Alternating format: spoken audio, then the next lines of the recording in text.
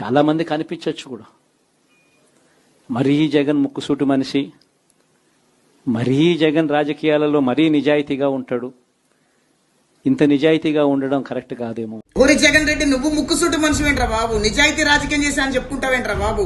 భూ ప్రపంచం మీద అత్యంత భయంకరమైన ఉగ్రవాద రాజకీయం ఎవడన్నా చేసేడు అంటే అది వైఎస్ జగన్మోహన్ రెడ్డిరా.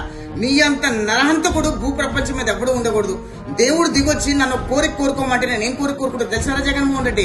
నీ అంత నీచమైన పుట్టుక భూ ప్రపంచం మీద ఏ మానవుడికి ఇవ్వద్దు దేవుడా అని కొనుక్కుంటా. ఆంధ్రప్రదేశ్ రాష్ట్ర ప్రజలందరూ కూడా నీలాంటి ఉగ్రవాది రాజకీయ నాయకుడు రాష్ట్రాన్ని పాలించకూడదు, కనీసం ప్రతిపక్ష హోదా కూడా ఉండకూడదు అని చెప్పి నీ మాడు పగలగొట్టి 11 సీట్లు ఇచ్చి మూల కూర్చోబెడితే మళ్లీ ప్రజల మధ్యలోకి వచ్చి విషం చిమ్మే ప్రయత్నం చేస్తూ ప్రజల్ని బుడ్డి కొట్టించే ప్రయత్నం చేస్తున్నావు.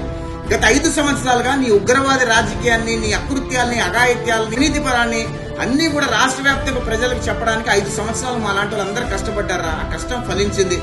మళ్ళీ ఇప్పుడు నువ్వు చేసే విష ప్రచారాలు, మళ్ళీ నువ్వు చెప్పే అబద్ధ ప్రచారాలు అన్ని కూడా ప్రజలందరికీ మళ్ళీ వివరించాల్సిన అవసరం వస్తుందిరా బాబు.